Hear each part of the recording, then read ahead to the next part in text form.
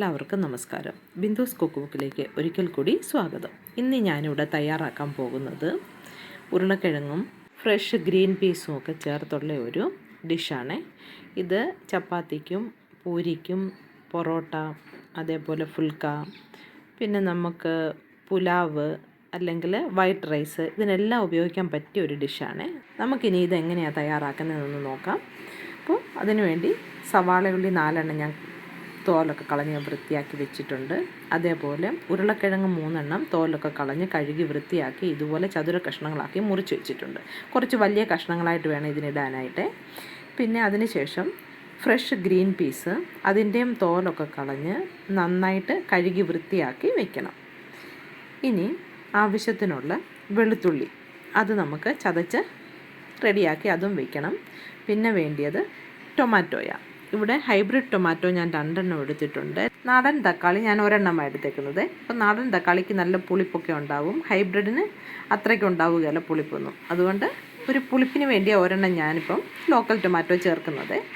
ഇതാ hybrid tomato എന്ന് പറയുന്നത്. കണ്ടില്ലേ, ഇതുപോലെ നീളമായിട്ടിരിക്കും. ലോക്കൽ ടൊമാറ്റോ എന്ന് പറയുന്നത് ഒരുമാതിരി മത്തങ്ങയുടെ സൈസിലിങ്ങനെ ഇരിക്കുന്നതാണ് ലോക്കൽ ടൊമാറ്റോ എന്ന് പറയുന്നത്. അപ്പോൾ ഇനി നമുക്കിത് എങ്ങനെയാണ് തയ്യാറാക്കുന്നത് ശ്രദ്ധിക്കാം. ഒരു ചീനച്ചട്ടി അടുപ്പിൽ വയ്ക്കുക. ചൂടാകുമ്പോൾ അതിലേക്ക് എണ്ണ ഒഴിച്ചു കൊടുക്കാം. സൺഫ്ലവർ ഓയിലോ റൈസ് ബ്രാൻ ഓയിലോ ഏതാണ് നിങ്ങൾ ഉപയോഗിക്കുന്നതെന്ന് വെച്ചാൽ 1 ടീസ്പൂൺ കടുകും ചേർത്ത് കൊടുക്കാം. കടുക് നന്നായിട്ട് പൊട്ടി വരുന്നുണ്ട്. ഇതിലേക്ക് നമുക്ക് 1 ടീസ്പൂൺ ജീരകം ചേർത്ത് കൊടുക്കാം. ജീരകവും പൊട്ടി വന്നതിന് ശേഷം ഞാനിപ്പോൾ ഇവിടെ ചേർക്കുന്നത് കരിഞ്ജീരകമാണ്.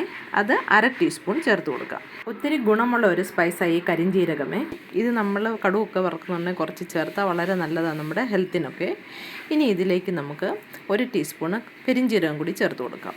അപ്പോൾ നല്ലൊരു ഫ്ലേവറൊക്കെ കിട്ടും നമ്മുടെ ഈ കറിക്ക്. അതും നന്നായിട്ട് പൊട്ടി വന്നിട്ടുണ്ട്. ഇനി ഇതിലേക്ക് അരിഞ്ഞു വെച്ചിരിക്കുന്ന സവാള ഉള്ളി നമുക്ക് ചേർത്ത് കൊടുക്കാം. ഞാനിവിടെ ഒരു 4 എടുത്തിരുന്നത്. അതും ഇതേപോലെ ഒരു ക്യൂബ് സൈസിലാണ് മുറിച്ച് നമ്മൾ ഇതിലേക്ക് ഇടേണ്ടത്. ചെറിയ കഷ്ണങ്ങളൊന്നും ആക്കേണ്ട ആവശ്യമില്ല. ഇനി ഇത് നമുക്ക് ഇളക്കി കൊടുക്കാം, ഒന്ന് വഴറ്റിയെടുക്കാനായിട്ട്. പകുതി വഴന്നാൽ മതി. അന്നേരം അടുത്ത ചേരുവ നമുക്ക് ചേർത്ത് കൊടുക്കാം. മുമ്പേ ഞാൻ പറഞ്ഞിരുന്നല്ലോ, കരിഞ്ജീരകം നമ്മുടെ ശരീരത്തിന് വളരെ ഗുണപ്രദമായിട്ടുള്ള ഒരു സ്പൈസാണെന്ന്. അത് മെമ്മറി ബൂസ്റ്റ് ചെയ്യാനും അതേപോലെ ഡയബറ്റിസ് ലെവൽ കൺട്രോൾ ചെയ്യാനും ബ്ലഡ് പ്രഷർ കൺട്രോൾ ചെയ്യാനും ഒക്കെ ഉപയോഗിക്കുന്നതാണ്. വെയിറ്റ് ലോസിന് വേണ്ടിയിട്ട് ഇത് ഉപയോഗിക്കാം കേട്ടോ. ഇപ്പോൾ ഈ സമയം നമുക്കിതിലേക്ക് അരിഞ്ഞു വെച്ചിരിക്കുന്ന ഉരുളക്കിഴങ്ങ് ചേർത്ത് കൊടുക്കാം. ഉരുളക്കിഴങ്ങും കൂടെ നമുക്കിതിലേക്ക് ഇട്ടൊന്ന് വഴറ്റിയെടുക്കണം നന്നായിട്ട്. അപ്പോൾ ഒരു നല്ല ടേസ്റ്റ് കിട്ടും ഉരുളക്കിഴങ്ങിന്. ഇതേപോലെ എണ്ണയിലൊക്കെ ഒന്ന് കിടന്ന് വഴന്ന് കിട്ടുവാണെങ്കിൽ നമ്മളത് റൊട്ടിയൊക്കെ കഴിക്കുമ്പോഴോ ചപ്പാത്തി കൂട്ടി കഴിക്കുമ്പോഴൊക്കെ നല്ലൊരു രുചിയാണ്. ഇനി ഇതും നന്നായിട്ടൊന്ന് ഇളക്കി യോജിപ്പിച്ച് കൊടുക്കാം. ലോ ഫ്ലെയിമിലിട്ട് വേണം നമ്മളിത് വഴറ്റിയെടുക്കാൻ വേണ്ടിയിട്ട്. ഇനി നമുക്കിതിലേക്ക് 1 തണ്ട് കറിവേപ്പിലയും കൂടെ ചേർത്ത് കൊടുക്കാമേ. അതും കൂടി ചേർത്ത് നന്നായിട്ടൊന്ന് ഇളക്കി യോജിപ്പിച്ച് വഴറ്റിയെടുക്കാം. നോക്കിക്കേ, ഇപ്പോൾ നമ്മുടെ ഈ ചീനച്ചട്ടിയിലുള്ള ഉരുളക്കിഴങ്ങ് എല്ലാത്തിൻ്റെയും കളറൊക്കെ ഒന്ന് മാറി വന്നിട്ടുണ്ട്. ഈ സമയത്ത് നമുക്ക് 1/2 ടീസ്പൂണ് മഞ്ഞൾപ്പൊടി ഇതിലേക്ക് ചേർത്ത് കൊടുക്കാം. ഇനി മഞ്ഞൾപ്പൊടി ചേർത്ത് 1 മിനിറ്റ് ഒന്ന് ലോ ഫ്ലെയിമിലിട്ട് വഴറ്റിയെടുക്കണം. അപ്പോൾ ആ മഞ്ഞളിൻ്റെ പച്ചമണമൊക്കെ ഒന്ന് മാറി ശരിയായി കിട്ടും. എല്ലാ കഷ്ണങ്ങളിലും മഞ്ഞളിൻ്റെ കളറും ഒന്ന് പിടിച്ചു കിട്ടും. ഈ സമയത്ത് നമുക്കിനി മുളക് പൊടി ചേർക്കാവുന്നതാണ്. 2 ടീസ്പൂൺ റെഗുലർ ചില്ലി പൗഡർ ഞാനിപ്പോൾ ചേർത്ത് കൊടുത്ത്, അതായത് എരിവുള്ള മുളക് പൊടി. 1 ടീസ്പൂണ് കാശ്മീരി ചില്ലി പൗഡറും ചേർത്ത് കൊടുത്തു. ഇനി ഇത് നമുക്ക് നന്നായിട്ട് ഇളക്കി യോജിപ്പിച്ച് കൊടുക്കാം. അതേപോലെ ഒരു 2-3 മിനിറ്റോളം ലോ ഫ്ലെയിമിലിട്ട് ഇത് വഴറ്റിയെടുക്കുകയും വേണേ. അപ്പോഴേ ഇതിൻ്റെ പച്ചമണമൊക്കെ ഒന്ന് മാറിക്കിട്ടത്തുള്ളൂ. ഈ കാശ്മീരി ചില്ലി ചേർത്തുകൊണ്ട് നമുക്ക് കറിക്കുണ്ടല്ലോ നല്ല കളറൊക്കെ കിട്ടുകയും ചെയ്യും. അധികം എരിവൊന്നും ഉണ്ടാകത്തുമില്ല. ഇപ്പം ഞാൻ 2 ടീസ്പൂണ് എരിവുള്ള മുളക് പൊടിയെ ചേർത്ത് കൊടുത്തുള്ളേ. അപ്പോൾ ഇതിൽ കൂടുതൽ എരിവ് ആവശ്യമുള്ളവർ കൂടുതൽ മുളക് പൊടി ചേർക്കാവുന്നതാണ്. കുറച്ച് ആവശ്യമുള്ളവർ ഇത്രയും ഉപയോഗിക്കുകയും വേണ്ട. അപ്പോൾ അതെല്ലാം അവരവരുടെ ഇഷ്ടത്തിനനുസരിച്ച് ക്രമീകരിക്കാവുന്നതാണ്. ഇനി ഇതിലേക്ക് 2 ടീസ്പൂണ് മല്ലിപ്പൊടിയും കൂടി ചേർത്ത് കൊടുക്കാം. ഇതും ലോ ഫ്ലെയിമിലിട്ട് ഒരു 2 മിനിറ്റോളം ഒന്ന് വഴറ്റിയെടുക്കണം. അപ്പോഴേ അതിൻ്റെ പച്ചമണമൊക്കെ ഒന്ന് മാറത്തുള്ളൂ. ഇതിലേക്ക് 2 ടീസ്പൂണ് വെളുത്തുള്ളി ചതച്ചതും കൂടി ചേർത്ത് കൊടുക്കാം. ഞാനിപ്പോൾ ചതച്ചതായിട്ട് കൊടുത്തേക്കുന്നത്. പേസ്റ്റ് ഉപയോഗിക്കുന്നവർ അതും ചേർത്ത് കൊടുക്കാവുന്നതാണ്, കുഴപ്പമൊന്നുമില്ല.